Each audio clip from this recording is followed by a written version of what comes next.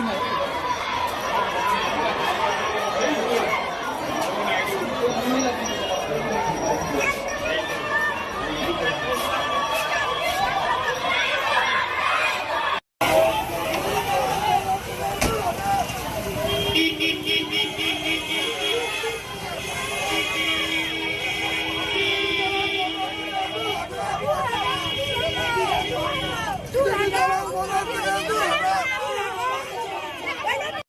না, আপনি কি তাতে কি কাজে ব্যাহত হচ্ছে? আপনি কি মনে করছেন?